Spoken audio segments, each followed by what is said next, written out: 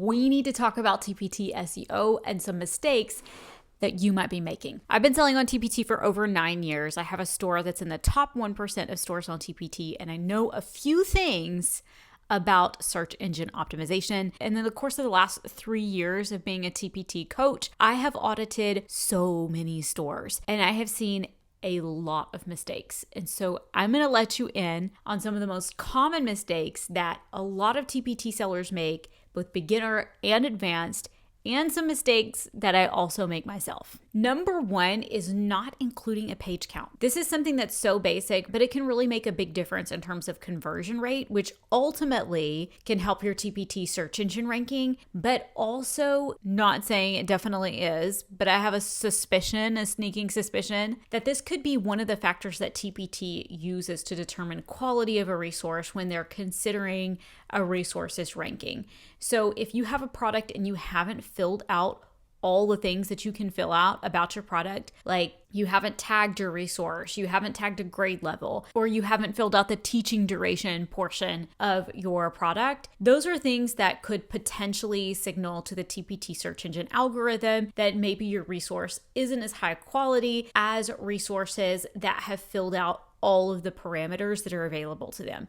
I'm not saying that this is going to be the thing that catapults your resource onto the first page. What I'm saying is that this is something that's very small. It's an easy change to make, and it could overall make an impact on your resource's ranking, even if that impact is only coming from an increased conversion rate because more people feel confident purchasing your product because they have more knowledge about your product, and then that conversion rate in turn increases your ranking in search. So if you're watching on YouTube, I want to show you where this is at. And if you're listening via podcast, then you can go check out the YouTube video afterwards if you're not able to follow along with my description of the page. But I'm sharing a screen right now of a product that I have in my store. And on that product page, you see the title at the top, you see the cover image, and then over to the right of the cover image, you have grade level, subject area, tags, the format that the product is included, the format the product is in, zip file, PDF, PowerPoint, etc. And then right below that, you have page count.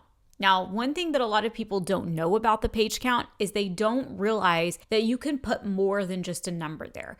You don't have to put 130 pages or 452 pages or 4 pages. You don't have to do that. You can actually describe the page count. And I think that this is where a lot of people get a little bit tripped up, is that they don't want to commit to a page count because they think, oh, do I include answer keys? Do I include teacher instructions? Like, what parts of the resource have value? What parts don't? And this is like, do I include the color and black and white? If the color version is 120 pages and the black and white version is 120 pages, do I say it's 240 pages or I do say 120? You can actually make notes inside that page count. So on this particular product that I'm sharing, I have 130 plus pages in color and black and white. So you can actually write out a description. I can also say something like includes 1 student worksheet and 3 pages of teacher notes, or a video lesson or something like that. So I can write more than just including a page count. So this is something really small that's very simple to do, but it can make an impact long-term over your product rankings. And just for free here, you also want to make sure that you're filling out that teacher duration down at the bottom as well. So at the bottom of your product description, there is a spot for teacher duration, like how long is it going to take the teacher to implement this? Is it going to be 30 minutes? Is it going to be a month? Like whatever. And you want to make sure that you're filling that out too, because that is a quality signal that could potentially impact your TPT search engine ranking. But for sure, this can also help impact a buyer's purchasing decision, which impacts conversion rate, which impacts ranking. Okay, so that's one simple change that can make a significant impact, especially across the board with your resources over time. You just want to get in a habit of filling out every piece of information that you can about your product. And if you have the ability, if TPT has given you the ability to fill something out, to tell your buyer more about your product, then you want to take them up on that offer, plain and simple. The second mistake that I see a lot of TPT sellers making when it comes to search engine optimization is posting and ghosting, meaning you post the resource and then you never follow up to see whether or not your resource is actually ranking with the keywords you chose. So let's talk about that, okay? I get it. You finish the product, you're done with it. You conduct all the research. You're doing keywords, you're doing long tail keywords. You're searching and trying to see, can I rank for this? Can I rank for that? And it takes a long time. I get it. But one of the biggest mistakes that you can make is to just assume that because you did your very best when you were listing the product, that that's all you can do. And that's just really not true. And that's just really not giving your resource its best chance at being successful. So rather than posting the product and never going back to check on it or not going back to check on it until the next year, if it's a seasonal item, you really need to mark a date on the calendar to come back and check on that product and see, how is it ranking? How is it doing? Is it getting views? Is it getting any kind of traction? Or do I need to go back to the drawing board? This is especially true for seasonal resources. So if you're creating resources that revolve around special events, holidays, or a season, basically not an evergreen resource, a resource that a teacher is going to specifically be looking for during a certain time period, you need to make sure that you are checking up on this very regularly during that season. So if I have a Valentine's Day resource or a St. Patrick's Day resource, I'm going to search engine optimize it to the best of my ability. I'm going to choose the keywords, I'm going to write the title, update the snippet, all of that kind of stuff. And if I'm saying words and you're like, I don't know what this means, you need to go check out my video on SEO basics and then come back to this video. So you've chosen all the keywords, you've done all of the things to help that product rank in TPT search, but then you need to come back and actually see if that worked. Because even our best efforts are honestly, at the end of the day, sometimes just a guess. And depending on what niche you're in, it could be a straight stab in the dark. Like, you could think you can rank on first page for this set of search terms, and actually not. So you need to make sure that you've put a date on the calendar. If I'm doing a resource for Valentine's Day, St. Patrick's Day, and it is February, and I'm posting that Valentine's Day resource on January 28th, I need to make sure that I come back and I check on that resource by February 5th. And then I need to check on it again by February 10th. And then I need to check on it again right before Valentine's Day, like 2 or 3 days. I need to be checking on it very regularly, because if it's getting traction and it's getting views, but it's not getting sales, then I need to do something about the conversion rate. But if it's not getting views and it's not getting traffic with the keywords that I've chosen, then I need to go back to the drawing board and try to find something that is going to work before the season is over. By doing this, I'm going to help ensure that my product is meeting its overall potential, and I'm not just creating a resource and then putting it out there to fend for itself, because honestly, that's not fair, and we can do better than that. And the truth is, as exhausting as it can be to go back in and constantly try to keep up with your resources, it takes so much less time to update keywords on a product or make little tweaks and changes to improve the SEO than it does to create a whole new product from scratch. So as much as we might get tired of constant tweaks and changes to those resources and trying to get them to rank better, overall for your business, this is probably going to be one of the best uses of your time. So do not post and ghost is what I'm saying. Number 3 kind of goes back to beginner basics, but I've even seen TPT sellers who've been on TPT for a long time still doing this from time to time. And that is trying to come up with cutesy words or cutesy phrases to describe their resource in an effort to make it stand out in TPT search, not realizing that no one is ever going to find that product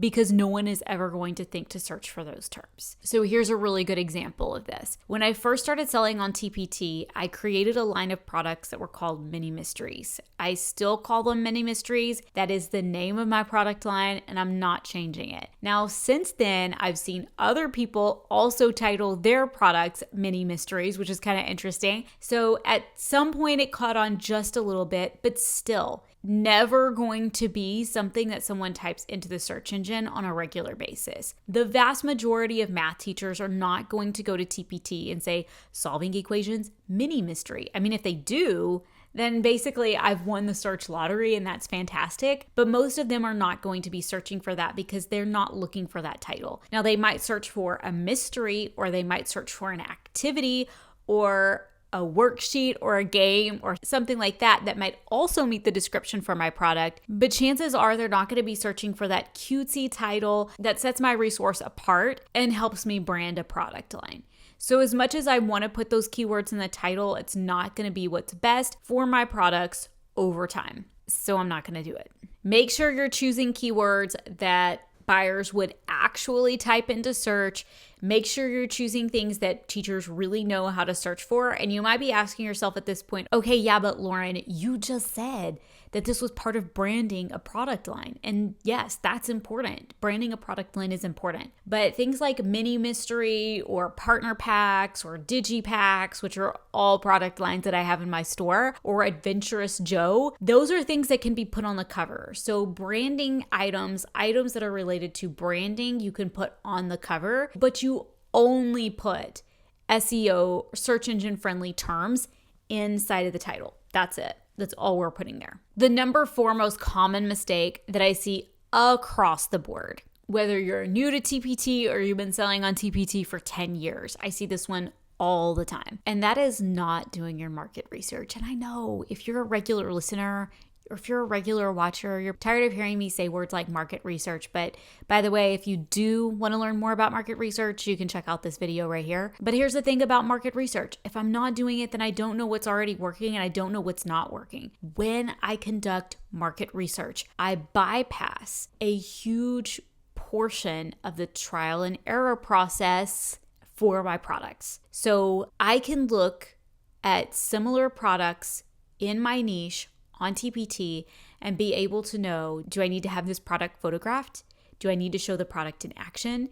Is it sufficient for me to just put PNG images of my pages on the cover? I can answer those questions before I've ever created the product, before I've gone to all the trouble of creating a cover that will be underperforming, because your cover has a lot to do with SEO. If I'm not doing my market research, then I'm basically not giving my cover its best chance at standing toe-to-toe with the other products that are going to be showing up in TPT search. Because the products that show up at the top of the TPT search for the search term that I'm trying to rank for, those are the products that are going to be my competition. But they're also the products that tell me as a seller what buyers are attracted to. So if I'm not conducting my market research, then I could be entering the market straight out the gate with a product that is worse, less appealing, less interesting visually than the products that are already on the market. And now I'm already starting the race behind, right? Which is not what I want. The other thing is I want to know before I've created the product, before I've listed the product, I want to know what is expected in the market for this type of product. Do I need to print this? Do I need to get my 4-year-old to pose with her little hands, doing the worksheets or filling things out or coloring or playing with Play-Doh? Like, what exactly do I need to do in order to make this product a success? And I would like to know that in the beginning. I don't want to go to all the trouble of creating a cover only to put it out there and later on have to realize that, oh, I should have done this differently. It's better to do the best you can the first time. And skipping the market research means you're going to most of the time, prolong the trial and error portion of getting your product to rank and getting your product seen and getting traffic to your resource. So let's do a quick recap. Number 1, make sure that if TPT has given you a space to tell buyers about your product, whether that's with page count, teaching duration, etc. When listing your product, make sure that you are taking advantage of those to the best of your ability. I understand for some niches or some categories, like there might not be a good tag for you, or it may not be applicable to include a teaching duration, and that's okay if that's true for your product, because guess what? That's also going to be true for competing products. But if you are able to fill it out, because that could potentially signal to your buyer and to the TPT algorithm that your product is higher quality. Number 2, stop posting and ghosting. Actually make a plan for when you're going to go back and check in on those resources that you've search engine optimized to make sure that they are actually performing and that the changes that you made paid off. Make sure that you're using relevant keywords for your product. No guessing around, no using cute titles or anything like that. Make sure that you're using terms for your keywords both in your title and in your snippet, which again, if you haven't listened to the TPT Basics video, make sure and check out the link in the description so you know what I'm talking about when I'm saying things like snippet and keywords and all of that good stuff. Make sure you're using actual relevant keywords that buyers would actually know to search for. And then finally, make sure that you are doing your market research. Do not skip it. You're shooting yourself in the foot when you skip it. Now, if you're listening to this and you're a lot like I was when I first started out and you're thinking to yourself, my products are so good, if only I could get them to rank higher in TPT search, if only I could get more eyes on my resources. I want to invite you to come join the Rank My Resources Bootcamp. It's going to be March 15th through the 21st. During the course of that week, you're going to learn some proven strategies to help boost your visibility, a complete SEO checklist, live audits, and a co-working call so you can work in community with other teacher authors to search engine optimize as many resources in your TPT store as you can during that week. You're going to get the tools and community support that you need to get eyes on your products, because if you can get those eyes on your products, you and I both know they're going to sell. So if you're interested in joining this 1 week exclusive live bootcamp, you can find the link down in the description. It's just $29, and I guarantee you it's going to be one of the best investments that you make in your business this year. You can find more information on that bootcamp inside the link below, but do not wait to join it. Okay. Every time we have one of these live workshops, inevitably almost a dozen people will say, oh my gosh, I meant to join this and then I forgot. Can I join now? And it's like, well, the thing already happened. Like it's already over with and you missed the boat. And we don't want that to happen to you. So make sure you go ahead and join so you can learn all the SEO secrets and help get your resources to rank on TPT. If you enjoyed this video, be sure to like it and hit the subscribe button. I am on a mission to grow my YouTube channel this year. I want to help as many TPT business owners as I possibly can make money on Teachers Pay Teachers, because it has been completely life-changing for me, and I want as many teachers and homeschool moms as possible to experience that same kind of life-changing success. So make sure you're subscribed so you don't miss any of the content that I'm putting out, and hit that little bell so you get notified when a new video comes out so you can continue to get all the free information on how to grow your TPT store. Thanks so much for being here, you guys. I'm going to see you in the next video.